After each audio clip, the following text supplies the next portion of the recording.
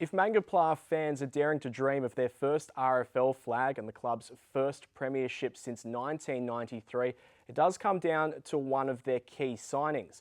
Colin Sanbrook returned home to Mangaplar this year, travelling up from Melbourne every Friday night and caught the eye of the RFL coaches most weeks, taking out the inaugural RFL Graincorp Player of the Year award.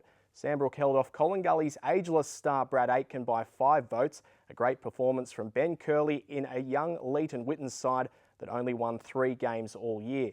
Gully had 3 of the top 6 performers. Mango's other key recruit, Mitch Danaher, rounded out the top 10, but it was his teammate Cole Sanbrook who dominated the season, and he caught up with AFL Riverina TV. Cole, congratulations on being named Graincorp's Player of the Year for the RFL. How does it feel? Yeah, it's good, I suppose. I suppose we had a decent year out at Mango, and individual awards are good to win, but it's all about the team, I suppose. Been a nice reward for your return to the Riverina. You've been travelling back from Melbourne every week. How have you enjoyed being back in a Riverina competition? Yeah, it's good. Me and a good mate, Andrew Pettigrove, have travelled back each week, and I couldn't do it without someone coming back with me. But it's good to come back to your local club, and been away for 13 years now, so it's good to come back and have a kick. What was it that convinced you to come back? Was it Nathan Irvin? I suppose there's a lot of things. I was always wanting to come back, but I suppose the time was right. I'm getting a bit older, and we're looking for someone to have a kick, and I know that Mango had a lot of good kids coming through, so I thought maybe this year would be a good time to come back.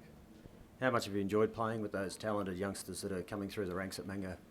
I really enjoyed it. So it's quite funny. I'm twice as old as some of the boys, so Jock Cornell and Harry Himmelberg, and I suppose I can name half the side, but they're talented boys, and it's good to give them a bit of a chop out.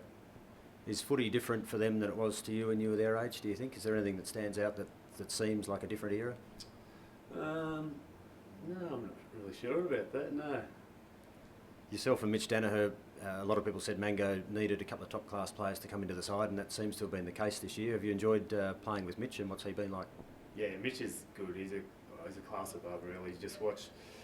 If you want to watch what a good footballer's like, you watch him. He's one step ahead and works hard, and he's just good to play with. He's really good.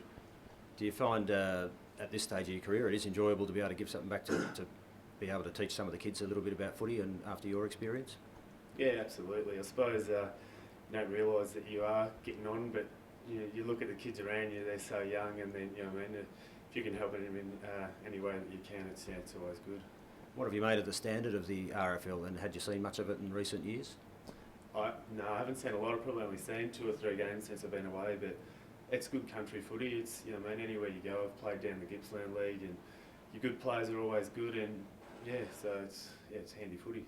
Did you have any personal goals at the start of the season, or how did you sort of approach coming back home? No personal goals really. Just hoping to get through injury free. I haven't had a great career with that. I've always got injured, so I was just hoping to come back and string a few games together and help the side. I suppose that was the main thing. The last Mango Premiership celebrations was 1993. Do you feel a bit of expectation around the place, and how much would it mean to deliver a premiership to Mangaplar? Yeah, it would mean a lot. Like as a kid growing up out of Mango, I think we played in 13 flags in a row, and it was just you just expected it every year. And I suppose in my senior career I've only played in 1 flag, so they're not easy to get. So if we can get one this year for the club, and I think going forward there's a group of kids who can probably play in 5 or 6 or whatever, if they can keep that group of kids together. So. Speaking of winning flags, one team that does know how to win them is Coolman, who you've got first week of the finals. What have you made of them this year, and what will be the focus during the week, do you think? Yeah, well, Coolman's a good side, and they've got some good experienced players, and I suppose they got the better of us the first time, and we got the better of them the second. So I'm not really sure what to expect. This time it'll be a hard contest, and if you get on top of Lou Roberts and all those sort of blokes, McGrath, it'll go a long way to helping, but we'll just see what happens, I suppose. If you go through to a grand final and hopefully a premiership for you, then there's every chance you'll meet Collingully along the way somewhere. They've been pretty classy this year. Yeah, well, they're the benchmark, I suppose. They've got Arno down forward's a gun, and they've got Gordon and Aiken, who are both guns as well. So I don't know.